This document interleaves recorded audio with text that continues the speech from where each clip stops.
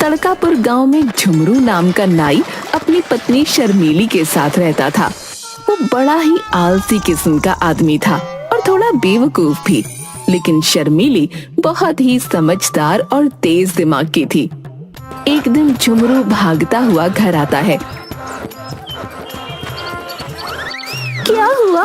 ऐसे भागते हुए क्यों आ रही हो, जैसे तुम्हारे पीछे पागल कुत्ता पड़ गया हो? अरे अरे वो चौधरी के लोग मुझे पीटने के लिए आ रहे हैं। क्या कर दिया तुमने? मैं तो तंग आ चुकी हूँ तुम्हारी हरकतों से। मैंने क्या किया? मैंने तो कुछ भी नहीं किया। तो वो लोग क्या पागल हैं जो तुम्हें पीटने आ रहे हैं? तभी दरवाजे पर, अरे ओ झुमरू के बच्चे, बाहर निकल। क्या हुआ भाई जी, क्या बात है? कहाँ गया झुमरू का बच्चा? तुम्हें पता है वह चौधरी जी की हजामत बनाते बनाते सो गया और उसने बालों के साथ चौधरी के कान भी काट दिए। ओहो, ये तो बहुत बुरा हुआ भाई। अब गांव में लोग उन्हें कनकटा चौधरी कहेंगे। अपनी बकवास बंद करो। और कहाँ है वह झुमरू का बच्चा? भाई उसे माफ कर दो, अभी तो वो घर पर नहीं है। वापस आता है तो मैं खुद उसे लेकर चौधरी जी के पास आऊंगी और उनके बचे हुए कान, नहीं मेरा मतलब है बचे हुए बाल कटवा दूंगी। कोई जरूरत नहीं है उसे लेकर हमारे सामने आने की। चौधरी के नौकर वापस चले जाते हैं और झुमरू कुछ दिनों तक घर के बाहर नहीं निकलता।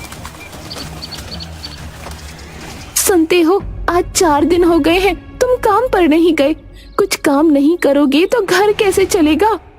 तुम तो जानती हो कि मुझे काम करना बिल्कुल पसंद नहीं है और रोज रोज मेरे पीछे काम पर जाने के लिए मत पड़ा करो। ठीक है, थोड़ी दिनों में भीख मांगने के लिए तैयार हो जाओ। भीख क्यों मांगूंगा मैं? क्योंकि घर में रखा सारा राशन खत्म हो जाएगा, फिर भीख मांगकर ही गुजारा करना पड़ेगा ना। तुम्हारे आलस की वजह से कोई तुम्हें काम नहीं देता, हर समय तुम्हें सिर्फ सोना होता है। अब मुझे नींद आती है तो सोऊंगा ही ना। मुझे समझ नहीं आता दुनिया में कौन सा ऐसा इंसान है जो खड़े खड़े सोता है। अपनी नींद की वजह से तुमने कितने लोगों से दुश्मनी मोल ले ली है, अब तो कोई हमारी मदद भी नहीं करता। झुमरू अपनी नींद की वजह से कितने ही लोगों के बाल काटते काटते कान काट चुका था और कितने लोगों की तो आधी मूछें ही उड़ा चुका था। अब लोग झुमरू को हजामत के लिए नहीं बुलाते थे। एक दिन राजा जी के यहाँ 12 साल बाद बेटा हुआ है।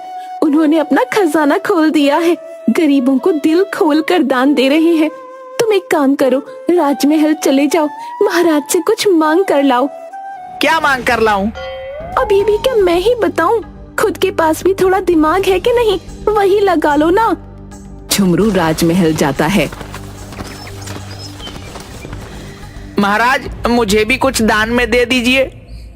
क्या चाहिए तुम्हें, बोलो। आज हम मुंह मांगा दान दे रहे हैं। महाराज, ये तो मेरी पत्नी ने नहीं बताया, पर आप कुछ भी दे दीजिए जो आपको ठीक लगे। अरे तुम कैसे आदमी हो, मैं मुंह मांगा दान दे रहा हूँ, तुम्हें जो चाहिए वो मांगो। महाराज, मुझे क्या चाहिए? मुझे तो बस सोने के लिए थोड़ी जमीन मिल जाए। ठीक है। महाराज झुमरू को गांव के बाहर एक जमीन का टुकड़ा देते हैं और झुमरू खुशी खुशी घर वापस जाता है। आ गए तुम? क्या लाए हो महाराज से? जल्दी से दो, मैं कुछ खाने का इंतजाम करती हूँ। महाराज ने मुझे जमीन का टुकड़ा दिया है। हे भगवान, तुम्हारे पास अकल है कि नहीं? हम जमीन के टुकड़े का क्या करेंगे? ये तो तुम्हारी गलती है। मैंने तुमसे पूछा था कि महाराज से क्या मांगना है, तुमने ही मुझे कुछ नहीं बताया। तो तुमने महाराज से क्या कहा? मैंने उनसे कहा कि आप मुझे कुछ भी दे दीजिए। महाराज ने कहा कि वह मुंह मांगा इनाम दे रहे हैं। वह बार बार मुझे ही पूछ रहे थे कि मुझे क्या चाहिए, इसलिए मैंने उनसे कह दिया तो मुझे तो जमीन पर सोने के लिए बस जगह चाहिए और महाराज ने मुझे जमीन का टुकड़ा दे दिया। हे भगवान, सिर्फ सोना और सोना ही तुम्हारी जिंदगी में है, इसके सिवा और कुछ भी नहीं। हमारे पास ना तो हल है ना खेत जोतने के लिए बैल, तो हम उस जमीन का क्या करेंगे? कैसे खेती करेंगे उस जमीन पर? तुम खुद चली जाती, तुमने मुझे क्यों भेजा? बस यही गलती कर दी मैंने जो तुम्हें महाराज के पास भेज दिया। शर्मीली बहुत समझदार थी, उसने ठान लिया था कि वो इस जमीन पर खेती करेगी। रात भर सोचने के बाद दूसरे दिन सुबह झुमरू को लेकर उस जमीन पर जाती है। मेरी बात ध्यान से सुनो जी, मैं जैसे जैसे करूंगी मुझे देखकर बस वैसे ही करते जाना और किसी से कुछ कहने की जरूरत नहीं है। ठीक है। शर्मीली और झुमरू जमीन पर इधर उधर घूमने लगते हैं जैसे वो कुछ ढूंढ रहे हों। जैसे ही एक राहगीर को देखते तो जमीन पर बैठ जाते। लोगों को ऐसा लगता कि वे दोनों उन्हें देखकर रुक गए। राहगीरों के साथ साथ नगर के 5 बड़े चोरों की नजर भी शर्मीली और झुमरू पर पड़ती है। ऐसा लगता है कि यह दोनों कुछ ढूंढ रहे हैं इस जमीन पर।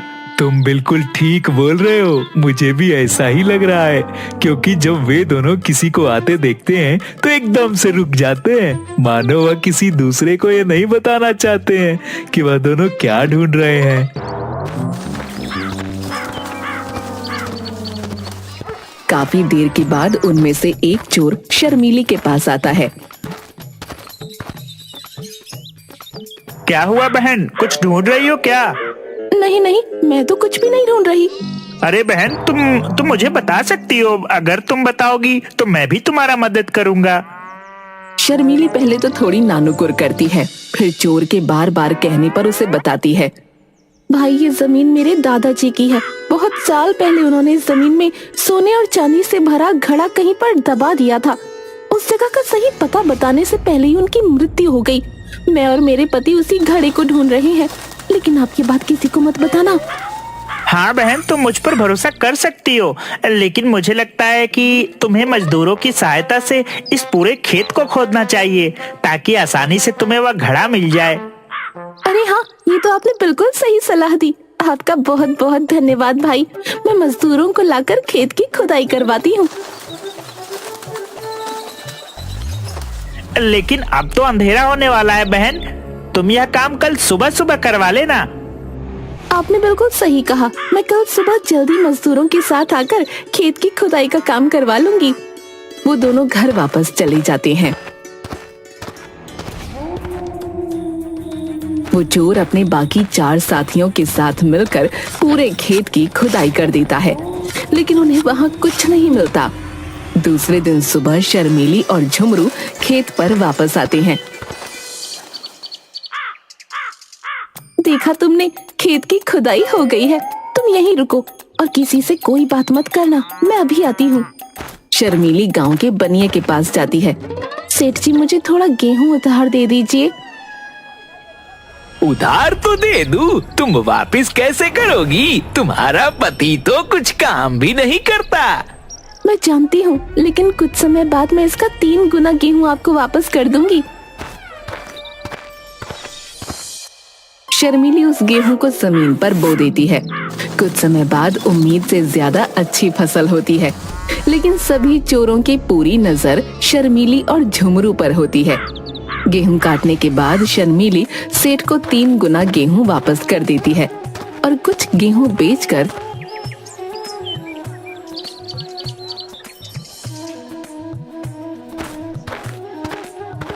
थोड़े सोने और चांदी के सिक्के खरीदती है। उस रात चोर शर्मीली के घर आते हैं। इस फसल में तुम्हें हमें भी हिस्सा देना होगा, क्योंकि तुम तो जानती हो उस जमीन को खेती लायक खोदकर हमने ही तैयार किया था। मैंने तुम्हें बताया तो था, उस जमीन में सोना मौजूद है। तुम इतनी मेहनत करने के बाद भी उसे हासिल नहीं कर सके, लेकिन वो घड़ा मुझे मिल गया और मेरे पास है। तुम्हारा उस पर कोई हक नहीं। मैं तुम्हें कुछ नहीं दूंगी। ठीक है, तुम संभाल कर रहना, हम अपना हिस्सा खुद ले लेंगे। एक चोर घर में छुप कर बैठ जाता है, लेकिन शर्मीली उस चोर को घर के अंदर छुपते देख लेती है। झुमरू चोरों की बात से थोड़ा डरा हुआ था। तुमने बेकार में ही चोरों से दुश्मनी मोल ली, अब ना जाने वह क्या करेंगे। डरने की कोई जरूरत नहीं है। हाँ, तुमने वह सोने और चांदी के सिक्के कहाँ रखे हैं? मैंने दरवाजे के नीचे घड़े में सिक्के रखे हैं, उसके ऊपर मिठाई रख दी है। अब तो 5 में से सबसे समझदार मैं ही कहलाऊंगा। रात को जब ये दोनों सो जाएंगे तो मैं वह घड़ा लेकर बाहर निकल आऊंगा। रात को दोनों के सोने के बाद वो बाहर छुपे अपने साथियों के पास घड़ा लेकर जाता है। यह लो, मैं अकेले ही सिक्कों का घड़ा ढूंढ कर ले आया। तुम तो बड़े हिम्मती निकले, हम सब तो ऐसे ही तुम्हें कमजोर समझते थे। अब तो मान गए। बड़ी मेहनत करी मैंने, मुझे भूख भी बहुत लग गई है, इसलिए आते आते इस घड़े में थोड़ी मिठाई भी रख लिया है। चलो पहले हम सब बैठकर ये मिठाइयाँ खाते हैं।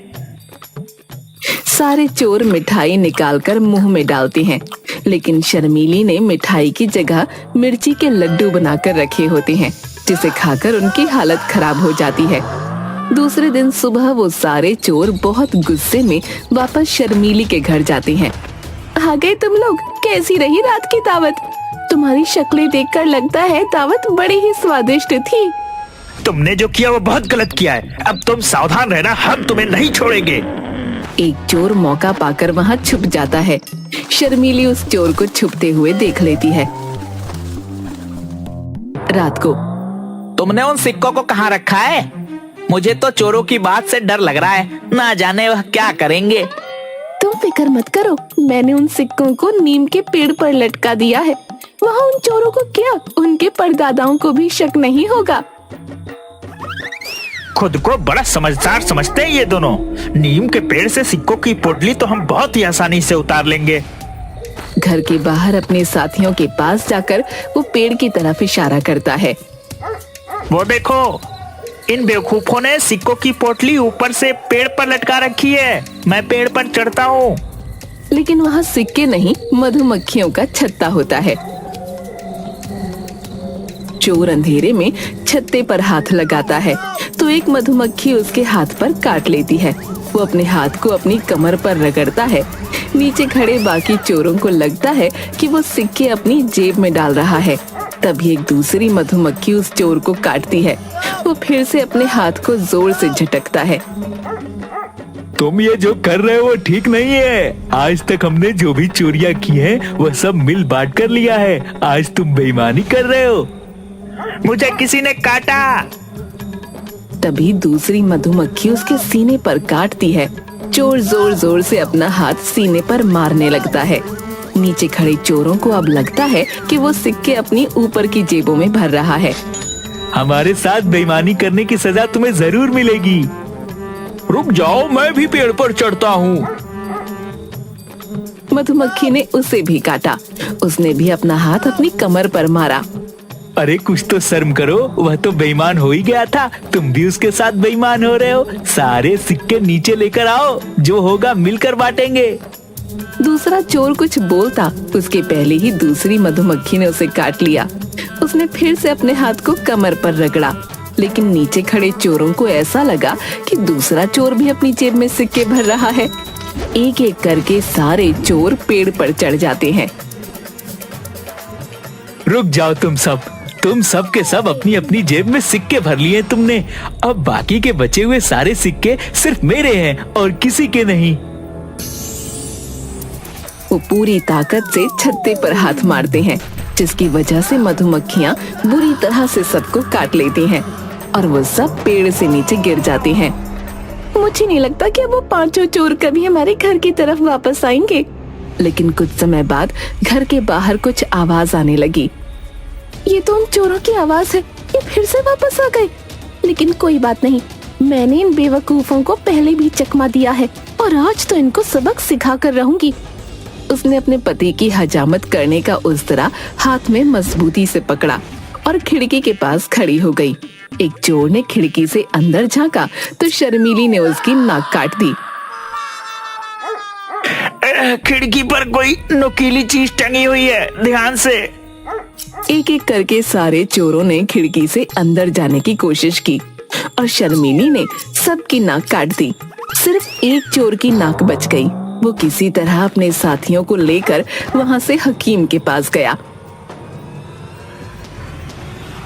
मुझे लगता है कि अब ये चोर कभी वापस नहीं आएंगे, उन्हें काफी सजा मिल चुकी है। तुम सही कह रही हो, मेरे साथ रहकर समझदार हो गई हो तुम। दूसरी तरफ चोरों को ये समझ आ चुका था कि वो इतनी आसानी से शर्मीली से कुछ नहीं ले सकते, इसलिए वो भेष बदलकर राजा के पास उसकी शिकायत लेकर जाते हैं।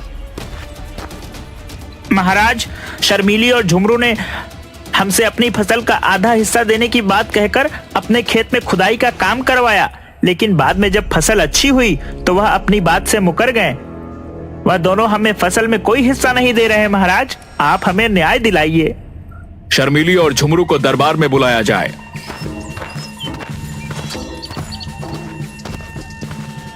महाराज की जय हो। महाराज, इन पांचों ने जो भी कहा है सब झूठ है। मैं भला क्यों इन्हें अपनी फसल का हिस्सा दूं? इनके पास क्या सबूत है कि मैंने इन्हें हिस्सा देने को कहा था? और दूसरी चीज महाराज, आपने इन्हें पहचाना नहीं। ये आपके राज्य के वही 5 मशहूर चोर हैं जिन्हें सेनापति जी कब से ढूंढ रहे हैं। आज ही आपके सामने भेष बदल कर आए हैं। सेनापति चोरों को पहचान जाते हैं। शर्मिली, तुम बहुत ही समझदार और वीर हो। हम तुम्हारी समझदारी से बहुत प्रसन्न हुए, इसलिए हम झुमरू को अपने महल में काम पर रखते हैं। और तुमने राज्य के चोरों को पकड़वाया है, इसलिए हम तुम्हें इनाम में और जमीन देते हैं। इस तरह अपनी सूझबूझ और हिम्मत से शर्मीली न सिर्फ चोरों को पकड़वाती है, बल्कि झुमरू को राजमहल में काम भी दिलवाती है और अपने घर की स्थिति को भी सुधार लेती है।